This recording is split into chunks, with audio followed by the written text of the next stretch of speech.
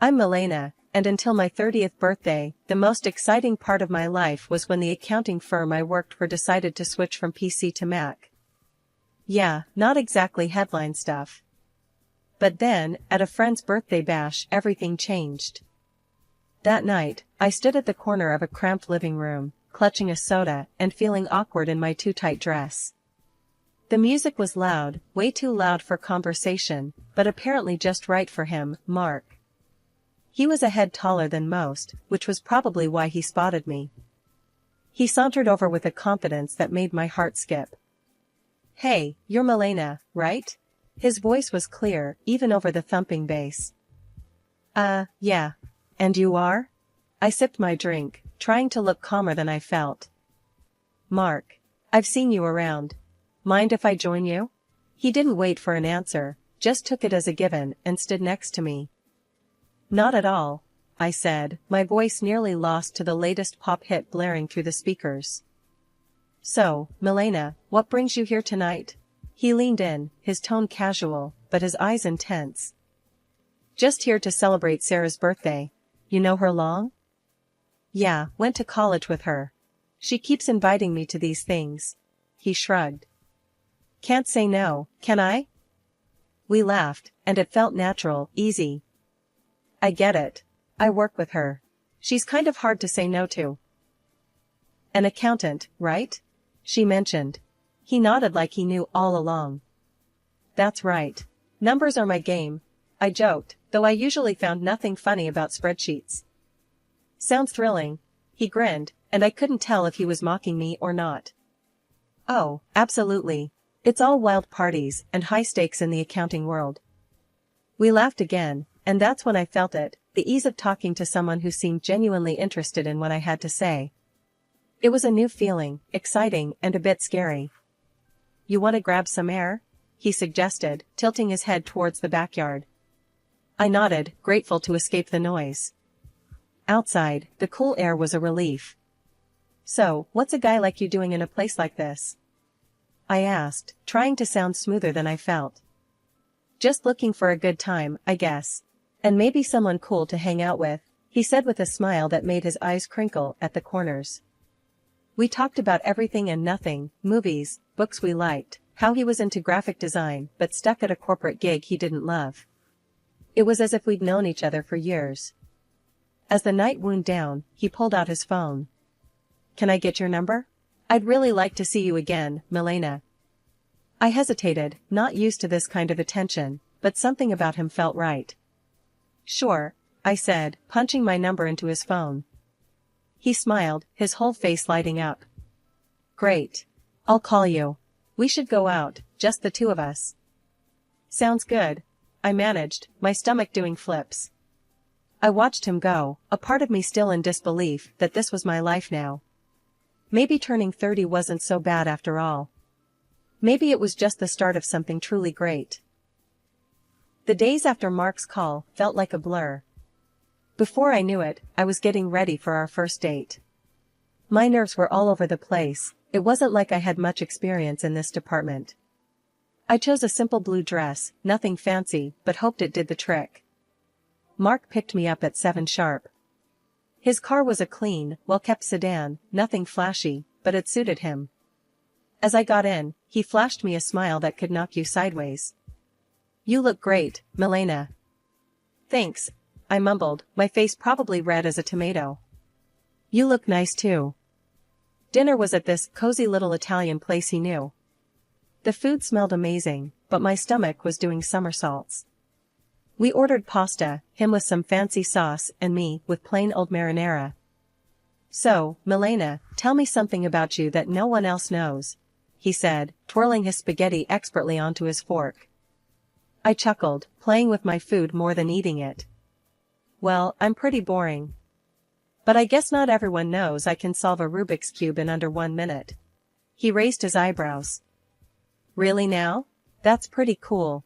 You'll have to show me sometime." "Sure," I said, starting to relax a little. "What about you? Any hidden talents?" "I make a mean breakfast burrito," he boasted with a grin. "Best you'll ever have." "I'll take your word for it. Maybe you can prove it sometime," I teased. The conversation flowed, and for the first time in a long time, I felt like I was exactly where I was supposed to be. The next few weeks were a whirlwind. We saw each other constantly. Mark would come over after work, where I'd meet him for lunch near his office. He introduced me to his favorite spots around town, little nooks I'd never noticed before.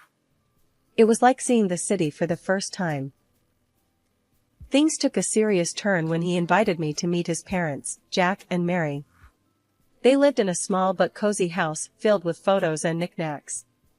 Mary hugged me the second we walked in. "Oh, we've heard so much about you, dear," she said, squeezing my shoulders. "Mark, she's lovely."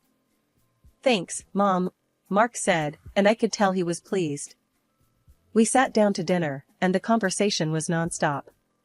"So, Milena, Mark tells us you're an accountant.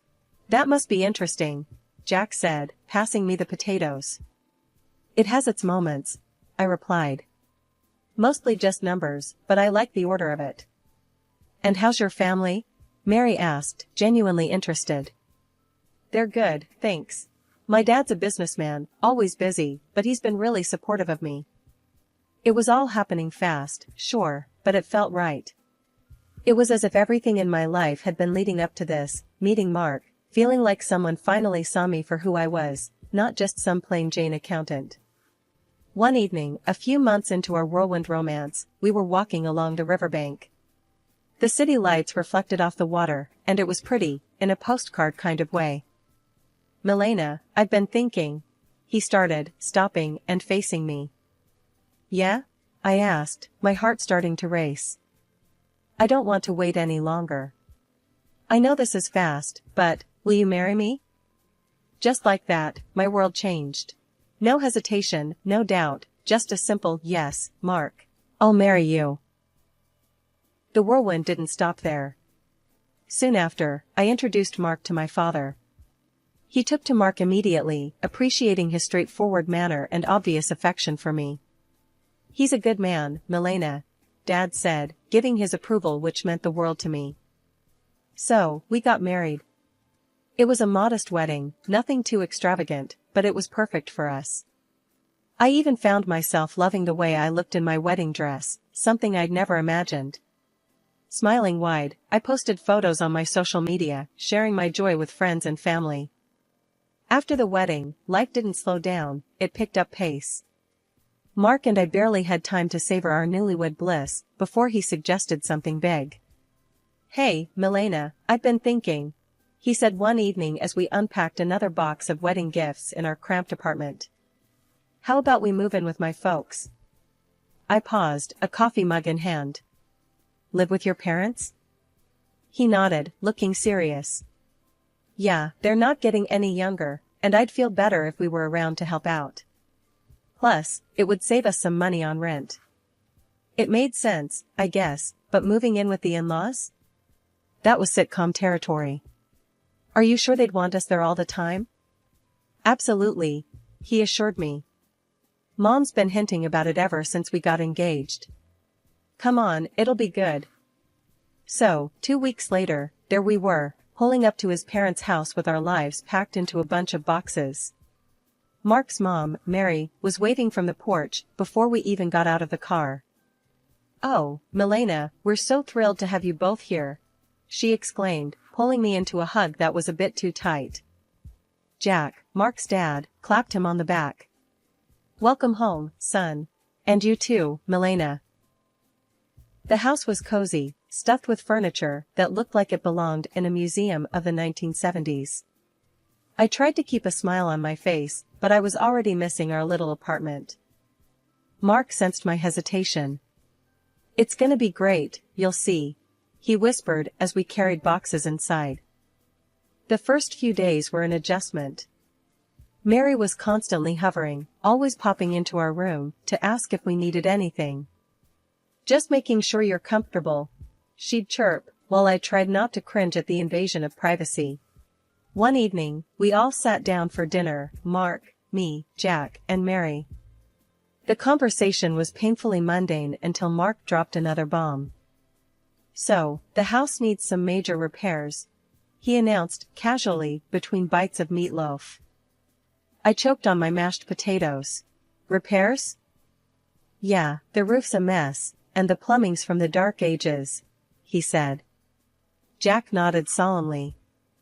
We were thinking, Mark continued, avoiding my gaze, that maybe we could all chip in for the costs? I glanced at Mary, who was suddenly very interested in her plate. All of us? Well, I just got this pay cut at work, Mark muttered. So I'm a bit strapped at the moment. There it was. I felt a knot form in my stomach. I'll see what I can do, I managed to say, even though I wanted to say much more. Mary perked up, tears welling in her eyes. Oh, Milena, that would be so helpful. You're such an angel. The next few weeks were a blur of contractors and repairs. I wrote checks and smiled through gritted teeth as Mary gushed about how wonderful the house was looking. Jack slapped me on the back. You're really part of the family now, Milena. Part of the family, sure. The part that pays for everything. One particularly grueling day, after yet another round of expensive decisions, I collapsed on our bed, exhausted. Mark came in and sat beside me. Thanks for handling all this, Milena, he said, sounding almost sincere. It's fine, I lied, staring at the ceiling. Just didn't realize how much it would be. He squeezed my hand. It'll all be worth it.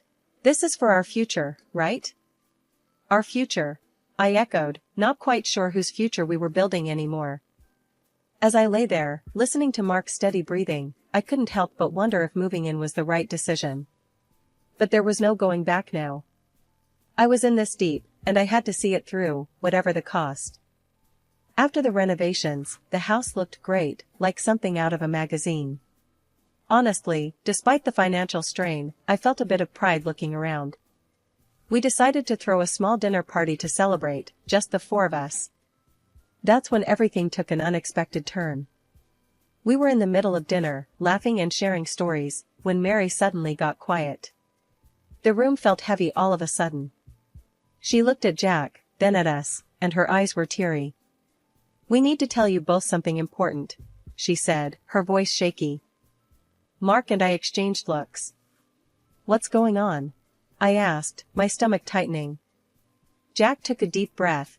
The house, it's mortgaged. Heavily mortgaged. We owe $200,000, and the bank could take it away if we don't settle the debt in 2 months.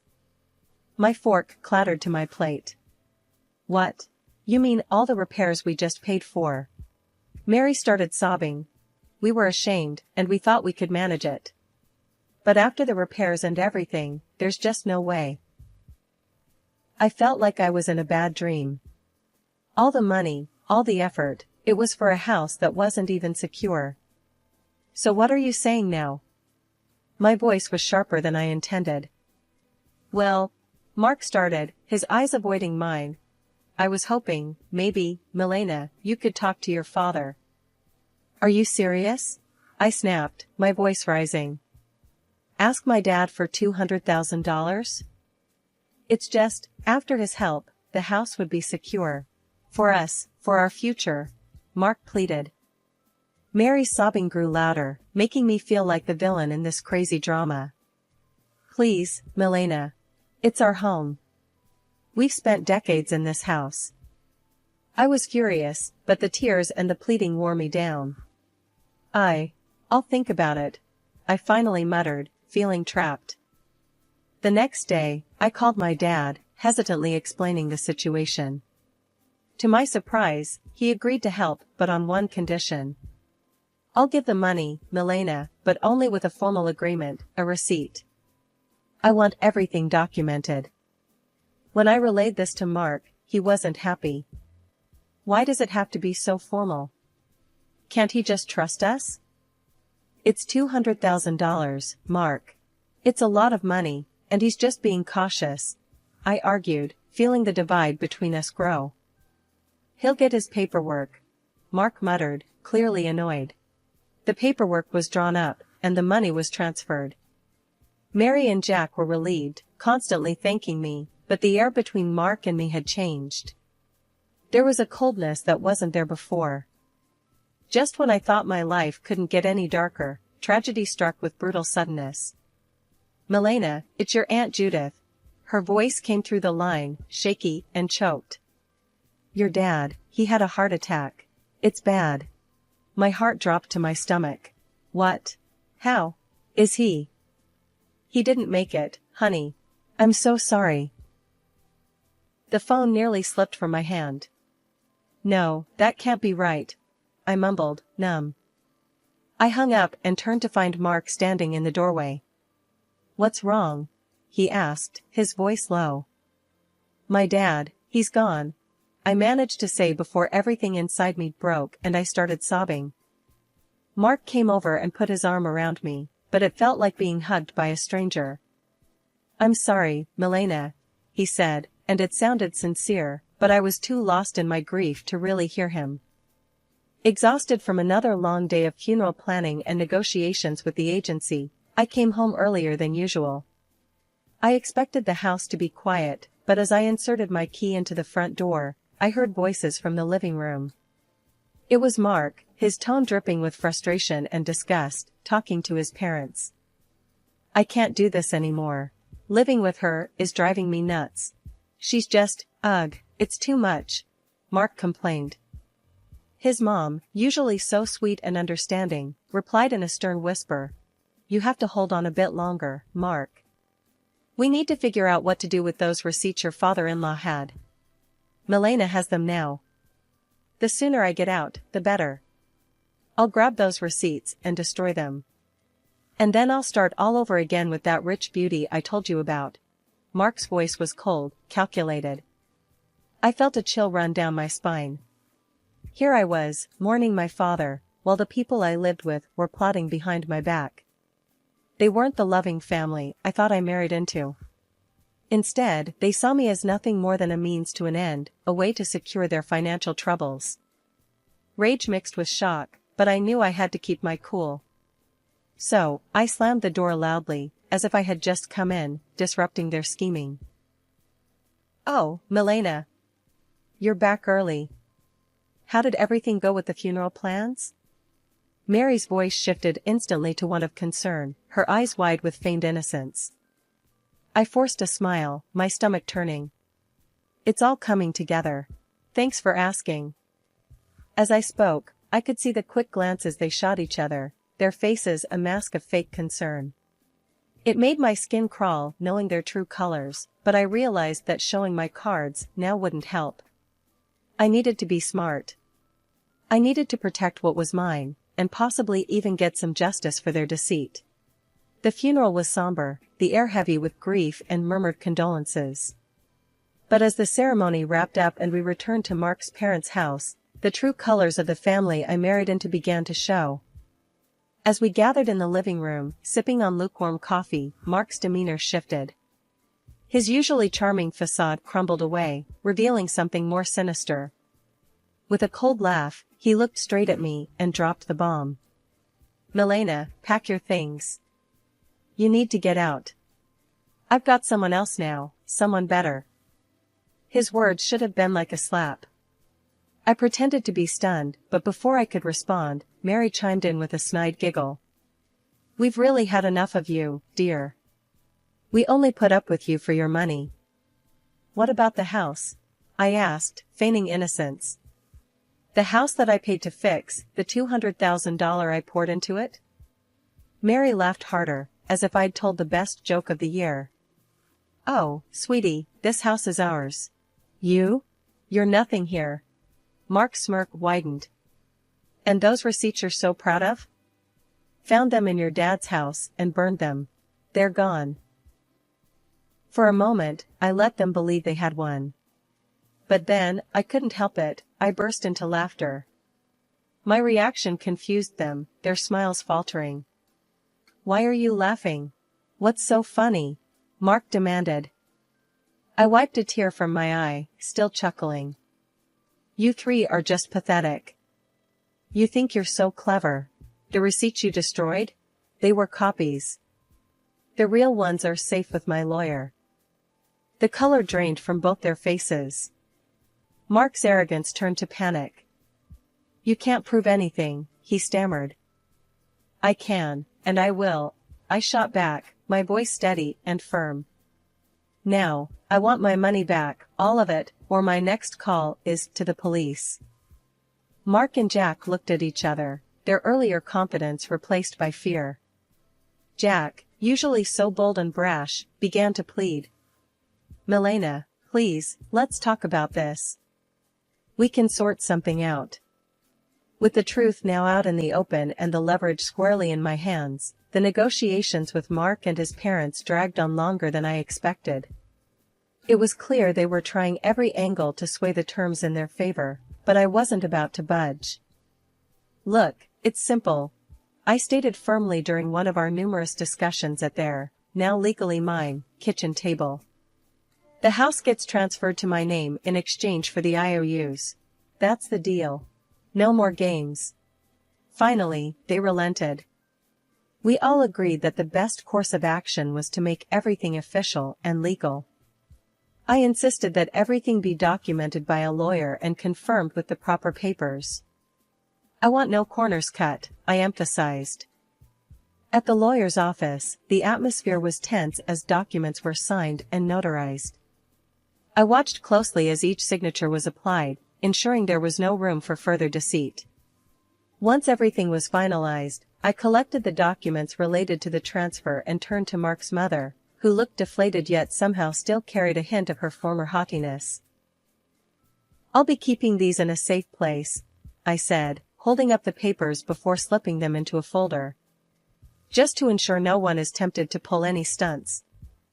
With the legalities handled, the divorce proceedings were straightforward. Mark was quiet, his earlier arrogance nowhere to be seen. When the final papers were signed, I felt a weight lift off my shoulders, a chapter closed. On the day they moved out, I stood on the porch of my now fully owned house and watched. Mark, his mom, and dad carried their belongings to a rental van, their movements slow, the mood somber. I couldn't help but feel a mix of satisfaction and sorrow. This wasn't how I imagined my marriage ending, but under the circumstances, it was the best possible outcome. After everything settled down and I began to enjoy my newfound peace, word got back to me through friends about Mark and his predicament. Apparently, the grass wasn't greener on the other side. His mistress had dumped him not long after our divorce. And his parents? They were now crammed into a tiny apartment, a stark downgrade from the comfortable house they once had. It seemed karma had caught up with them quicker than I expected. Despite their situation, they started reaching out to me, bombarding me with calls and messages, probably hoping to weasel their way back into my life, or at least my house. But I was done with their deceit. I blocked their numbers without a second thought and blacklisted them on all social media. It was liberating, cutting the final threads that connected us. One afternoon, as I was enjoying a quiet moment with a book in my living room, a knock came at my door. Peering through the peephole, I saw Mark standing there, a pathetic figure, holding a bouquet of flowers. The audacity of it made me scoff. Opening the door, I couldn't help but laugh outright at the sight of him. "Really, Mark? Flowers?" He shuffled uncomfortably, the bouquet seeming to wilt along with his spirits. "Milena, I've realized so many things. I was wrong, terribly wrong. Remember when you told me I disgusted you?" I interrupted, leaning against the door frame, not bothering to hide my amusement at his discomfort. "What changed, Mark? Run out of options?" He looked down, the shame clear on his face. I made mistakes. But I'm here to make things right." I shook my head, almost feeling sorry for him. "Almost. You're not here to make things right, Mark. You're just desperate to get back to your comfortable life. But guess what? That life doesn't exist anymore. Not for you." His face fell, and he took a step back, as if my words were physical blows. "Milena, please. Save it," I cut him off sharply.